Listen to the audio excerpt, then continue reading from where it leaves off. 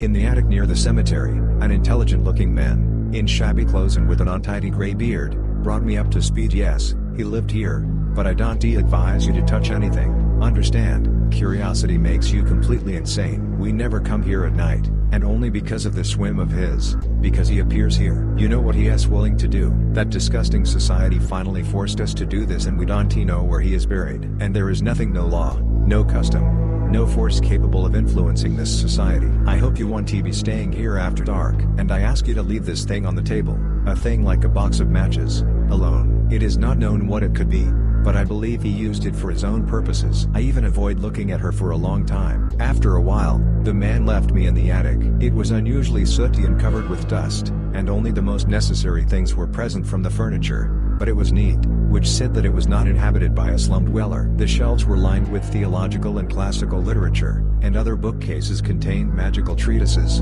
Paracelsus, Albert the Great, Trithemius, Hermes Trivalisius, Borelius, and several in languages unknown to me, whose names I could not make out. The layout was extremely simple, one door leading to the toilet, the only exit, through a trapdoor in the floor, to which rough, steep steps led from below. The window did not look like standard dormer windows, and the black oak shone with incredible antiquity. Frankly, this house belonged to the old world. I thought I knew where I was, but I couldn't remember. It definitely wasn't London. I think it was some kind of small seaport. A small object on the table attracted me. It seemed that I knew how it was used, so I took out a pocket flashlight, or something like that, and nervously tried to turn it on. But instead of white light, the flashlight shone purple, which seemed even less like sunlight than radioactive radiation. I remembered that I had never considered it an ordinary flashlight, and after all, the flashlight was in another pocket. It was getting darker, and the ancient roofs and bell towers, if you look at them through the dormer window, looked extremely suspicious. Finally, I gathered all my courage and placed a small object on the table opposite the book,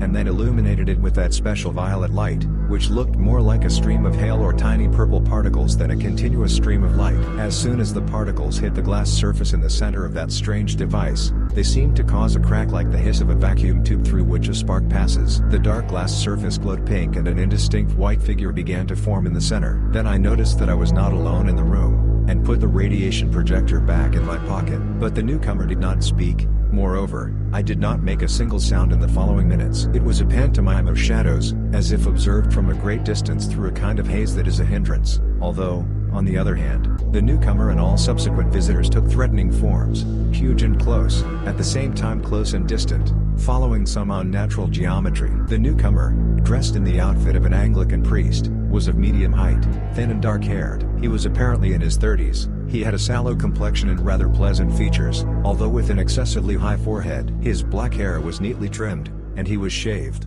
although his chin was already covered with blue. He wore rimless glasses with steel shackles. With his build and unimpressive facial features, he resembled other priests I had seen, but he had a much higher forehead and looked noticeably more intelligent, as well as more refined, and evil was definitely hidden in him. At the moment, illuminated by the dim light of an oil lamp, he looked nervous, and before I realized it, he threw all his magic books into the hearth by the window, hidden behind an unexpected bend in the wall, which I had not noticed before. The fire consumed the volumes greedily, scattering multicolored sparks and emitting indescribable aromas as the strange hieroglyphic-covered pages and worm-damaged bindings were engulfed in flames. Finally, I noticed that there were other people in the room, serious people in the clothes of priests, one of whom was a bishop. Although I didn't hear anything, I could see that they had made a decision of extraordinary importance for the first comer. They seemed to hate and fear him at the same time, and he seemed to share their feelings. His face took on a sullen expression, but I could see his right hand trembling as he tried to grab the back of the chair. The bishop pointed to the empty shelves and the hearth,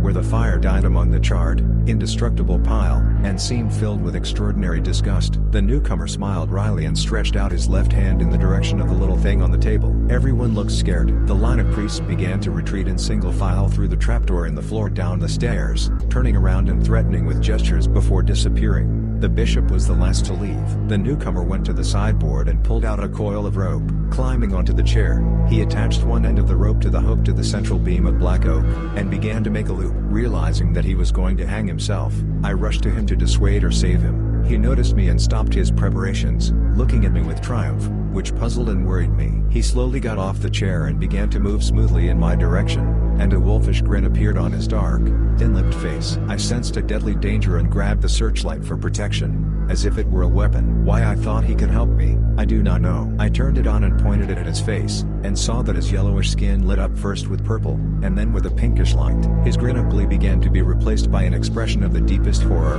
which, however, did not completely displace the glee. He stopped moving along the planned course, and then flailing his arms through the air, began to stagger back. I saw him heading for the open hatch and tried to shout to warn him, but he didn't hear me. The next moment, he tilted back and disappeared into the open hatch. It was hard for me to approach the stairwell, but when I did, there was no dead body on the floor below. Then the trampling of people who were climbing up with lamps was heard from below. The spell of ghostly silence was broken and I was finally able to hear sounds and see figures in normal 3 dimensions. Something undoubtedly attracted the crowd to this place. Was there a noise that I didn't hear? Soon, 2 people, undoubtedly ordinary villagers, saw me and stopped paralyzed. One of them shouted loudly, "Oh ho ho, really? Again?" Then everyone turned around and fled in fright. All but one of them fled. When the crowd dispersed, I noticed a gray-bearded man standing alone with a lamp, who brought me here. He looked at me in amazement, but he didn't seem scared. Then he started up the stairs and joined me in the attic. He said, "So you didn't leave that thing alone? But I knew this would happen. I am sorry.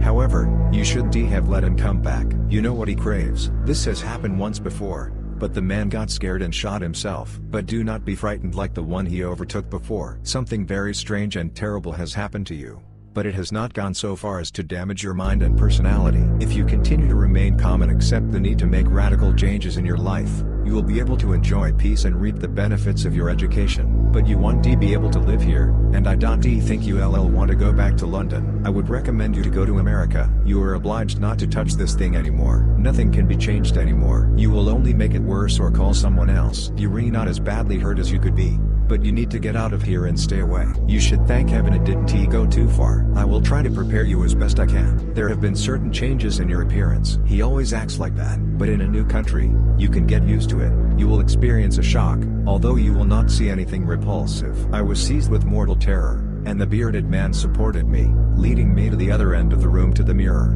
lighting the way with a lamp in his free hand. And what did I see in the mirror? A thin, dark-haired man, of medium height, dressed up as a priest of the Anglican Church. He was apparently in his 30s, and under a yellowish forehead of monstrous height, rimless glasses with steel arches glittered. It was the silent first-comer who burned the books. And for the rest of my life, outwardly I will be that person.